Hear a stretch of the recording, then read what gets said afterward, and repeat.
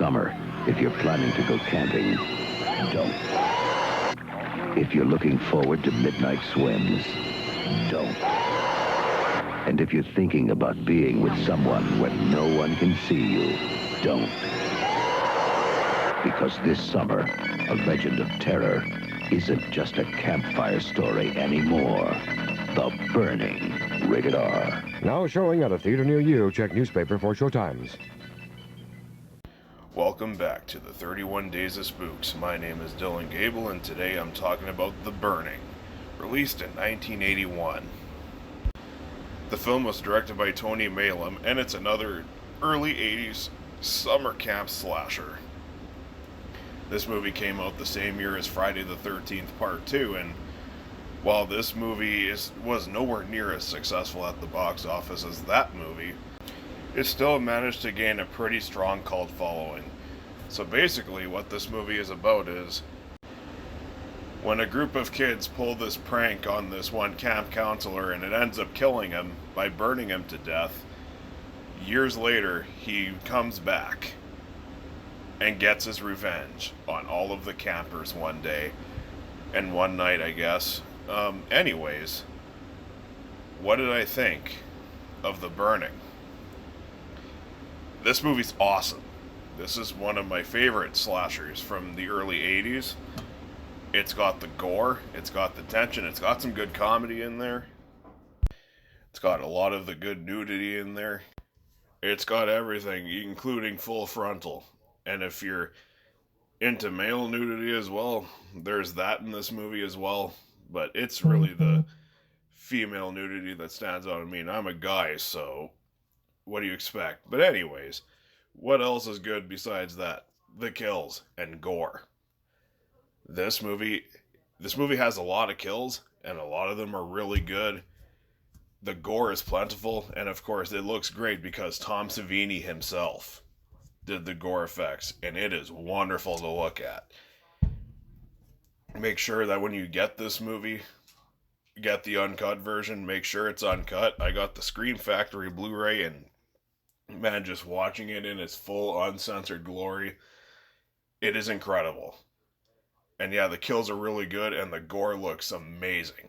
Wow, can't praise this movie enough for that.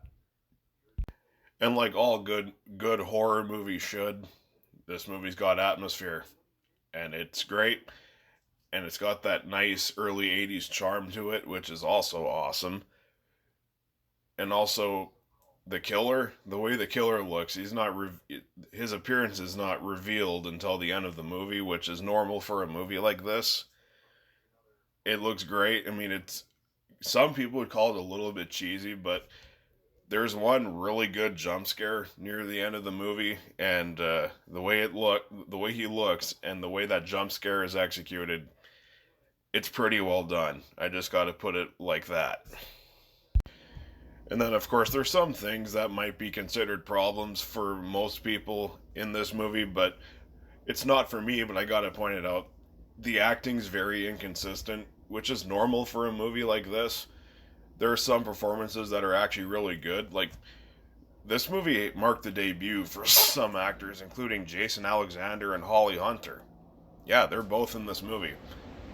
And yeah, they're good.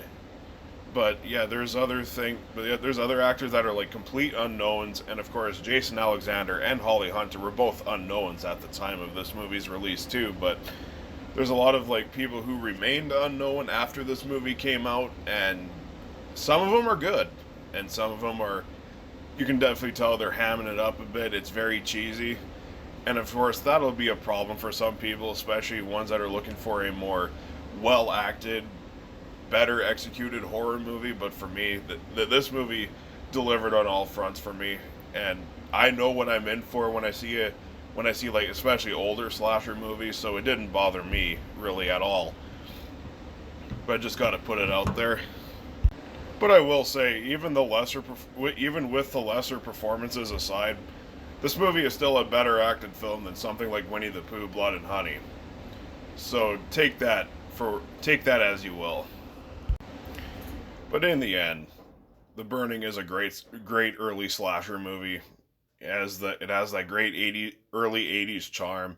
Great kills, great gore, some good performances here and there. It's well paced. The directing is phenomenal. There's even an effective jump scare, as I've said earlier. It's got the mood and atmosphere. You can't ask for more.